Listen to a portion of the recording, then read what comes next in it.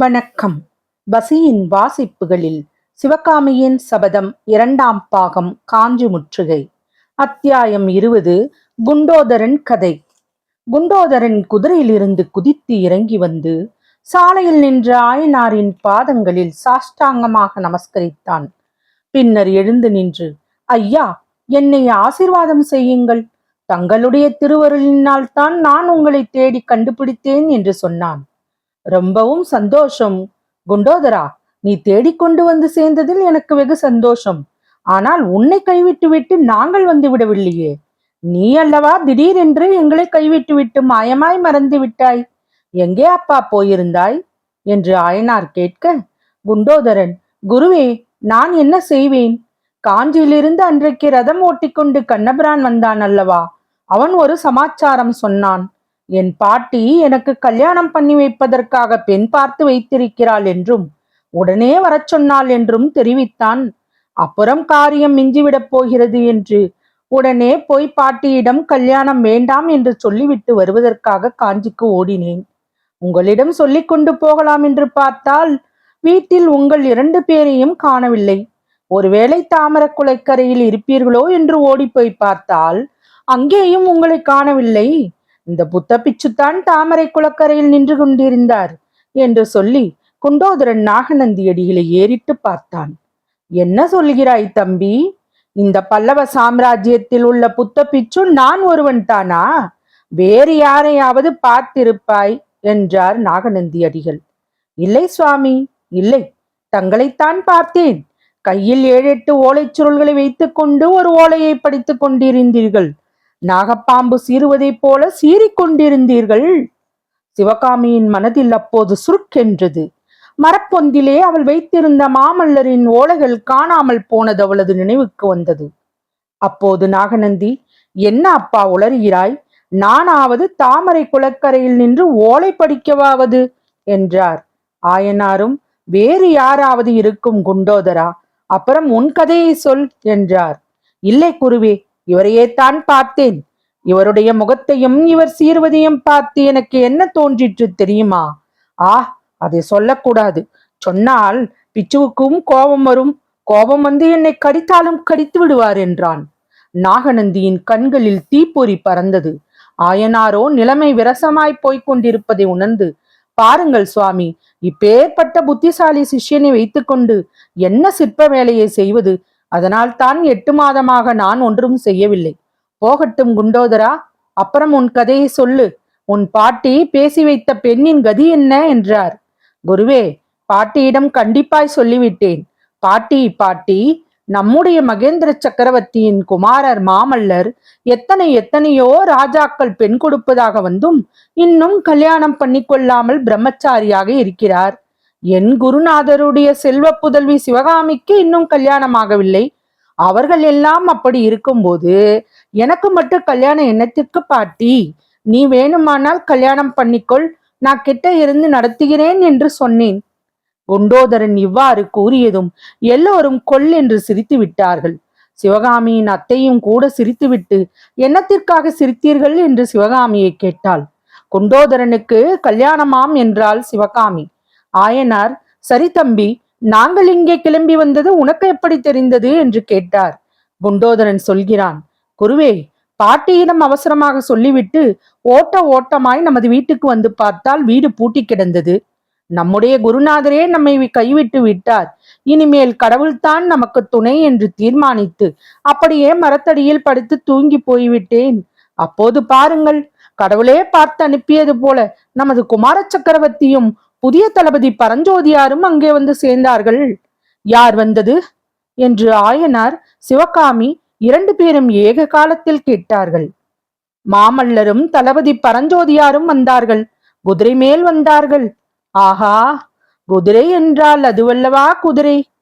அப்புறம் என்றார் ஆயனார். அவர்களுக்கு பின்னால் இன்னும் பல குதிரை வீரர்கள் வந்தார்கள். கண்ணபிரான் ரதம் ஓட்டி கொண்டு வந்தான். சரி, அப்புறம் என்ன நடந்தது என்றார் ஆயனார். மாமல்லர் வந்தார் என்றது கேட்டதும் சிவகாமிக்கு தலை சுற்றியது. தேகமெல்லாம் நடுங்கியது. என்னவெல்லாமோ கேட்க வேண்டும் என்று உள்ளம் துடித்தது. உதடுகளும் துடித்தன. எனினும் யார் வந்தது என்று கேட்டதற்கு பிறகு அவளுடைய வாயில் இருந்து வார்த்தை எதுவும் வரவில்லை. ஆனால் விஷயத்தை சொல்லாமல் குண்டோதரன் என்னவெல்லாமோ சொல்லிக் கொண்டிருந்ததில் அவளுக்கு கோபமாய் வந்தது. குண்டோதரன் சொல்கிறான், குருவே, வீடு பூட்டி கிடந்ததை கண்டதும் எனக்கு எவ்வளவு கோபம் வந்ததோ அதைவிட 3 மடங்கு கோபம் நமது குமார சக்கரவர்த்திக்கு வந்து விட்டது. மாமல்லர் குதிரையை திருப்பி விட்டு கொண்டு போன வேகத்தை பார்க்க வேண்டுமே. அடே அப்பா, நமது குமார சக்கரவர்த்திக்கு இவ்வளவு மூக்குக்கு மேல் கோபம் வரும் என்பது எனக்கு தெரியவே தெரியாது. குமார சக்கரவர்த்தியின் குதிரை திரும்பியதும் மற்ற குதிரைகள் சடசடவென்று திரும்புவதற்கு பட்ட பாட்டை பார்க்க வேண்டுமே. என்ன அவசரம், என்ன தடபுடல்! நான் கண்ணை கசக்கிக் கொண்டு எழுந்து மரத்தின் பின்னால் இருந்து வெளியே வருவதற்குள்ளே அவ்வளவு குதிரைகளும் காற்றாய் பறந்து மறைந்து போய்விட்டன.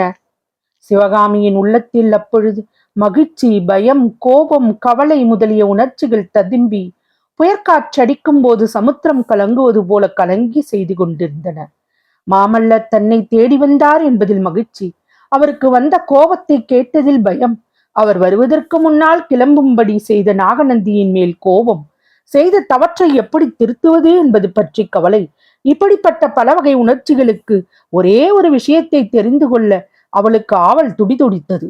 ஒருவாறு நெஞ்சை உறுதிப்படுத்திக் கொண்டு, அப்பா, குண்டோதரன் சொல்வது எனக்கு நிஜமாகவே தோன்றவில்லை.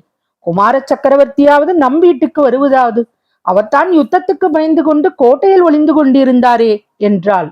ஆயனார் அதுக்கு மதுர்மொழி சொல்லத் தெரியாதவராய் குண்டோதரனை பார்க்க அவன், குருவே, இப்படிப்பட்ட நாரசாரமான வார்த்தைகள் சிவகாமி அம்மையின் வாயிலிருந்து தானா உண்மையில் வெளிவந்தன? வீராதி வீரரான பல்லவராவது யுத்தத்துக்கு பயந்து கோட்டையில் ஒளிந்து கொண்டிருக்கவாது இப்பேற்பட்ட கொடிய அவதூற்றை எந்த பாவி சிவகாமியின் நம்மை காதில் போட்டது? சக்கரவர்த்தியின் கட்டளைக்காக அல்லவா மாமல்லர் இத்தனை நாளும் கோட்டைக்குள்ளே இருந்தார். சக்கரவர்த்தியின் ஆங்கை வந்தவுடனே மாமல்லர் நேரே போர்க்களத்துக்கு அல்லவா புறப்பட்டு போகிறார். போர்க்களத்துக்கா? எந்த போர்க்களத்துக்கு என்று ஆயனார் கேட்க, தெரியாதா குருவே, நாடு நகரமெல்லாம் அறிந்த விஷயமாயிற்றே. மகேந்திர சக்கரவர்த்தி வடவெண்ணை கரையில் முடக்கப்பட்டிருக்கும் தைரியத்தினால் கங்க நாட்டு துர்விநீதன் காஞ்சியின் மேல் படையெடுத்து வரும் செய்தி தங்களுக்கு தெரியாதா? அவனையும் அவனுடைய படையையும் எதிர்த்து துவம்சம் செய்வதற்குத்தான் மாமல்லர் திருக்கழுகுன்றத்தில் இருந்து நமது தற்காப்பு படையுடன் போயிருக்கிறார். சற்று முன்னால் இந்த சாலையில் ஒரு படை போயிற்றே, நீங்கள் பார்க்கவில்லையா? அந்த படை தென்பெண்ணை கரையிலே காவலுக்கு இருந்த படை போர்க்களத்திற்கு போகும் மாமல்லருடனே சேர்ந்து கொள்ளத்தான் போகிறது. இதையெல்லாம் நீங்கள் தெரிந்து கொள்ளவில்லையா என்றான் குண்டோதரன். வெகு சாதுவாகவும் பேச தெரியாத மந்தனாகவும் இத்தனை நாளும் தோன்றிய குண்டோதரன் இப்போது இவ்வளவு வாசகாலனாய் மாறியிருந்தது ஆயனாருக்கு ஒரே ஆச்சரியத்தை அளித்தது. அவனிடம் இன்னும் ஏதோ அவர் கேட்கப் போனார். அதே சமயம் நாகநந்தி கலக்கமடைந்த குரலில், ஆயனாரே, நன்றாய் இருட்டிவிட்டதே, மிச்ச வழியையும் கடந்து இரவு தங்குவதற்கு அசோகபுரிக்கு போய்விட வேண்டாமா? குண்டோதரன் நம்முடன் தான் வருகிறானே, எல்லா விவரங்களும் சாவகாசமாய் அவனிடம் கேட்டுக்கொண்டால் போகிறது என்றார். உண்மையிலேயே அப்போது நன்றாக இருட்டிவிட்ட வருந்தபடியால் நாகநந்தியின் முகத்தை யாரும் நன்றாய் பார்க்க முடியவில்லை. பார்க்க முடிந்திருந்தால் அந்த கோரமான முகம் அப்போது இன்னும் எவ்வளவு சர்வ கோரமாக இருக்கிறது என்று அறிந்து பயந்து போயிருப்பார்கள். ஆயனார் சிவகாமியை பார்த்து, குழந்தாய், அடிகள் கூறுவது உண்மைத்தான், வண்டியில் ஏறிக்கொள், குண்டோதரனிடம் எல்லாம் பிறகு விவரமாய் கேட்கலாம் என்றார்.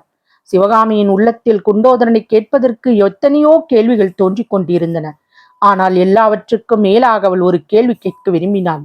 அதாவது, குண்டோதரனுக்கு குதிரை எப்படி கிடைத்தது? ஒருவேளை குமார சக்கரவர்த்தியின் கோபம் தணிந்து தங்களை போய் திரும்பி அழைத்து வருவதற்காக அவர்தான் குண்டோதரனுக்கு குதிரை கொடுத்து அனுப்பியிருக்கிறாரோ என்று அவள் மனதிற்குள்ளே ஒரு சபல நினைவு தோன்றியது. எனவே, அப்பா, அத்தை வண்டியில் ஏறிக்கொள்ளட்டும், நான் சற்று நேரம் உங்களுடன் நடந்து வருகிறேன் என்றாள். தொடரும். வாசிப்புகள் பிடித்திருக்கும் என்று நம்புகிறேன். எனக்கு சப்ஸ்கிரைப் செய்து, லைக் செய்து, ஷேர் செய்யவும். தங்களின் மேலான கருத்துக்களை கமெண்டில் பதிவிடவும். அதுவே எனக்கு உற்சாகமூட்டும். நன்றி.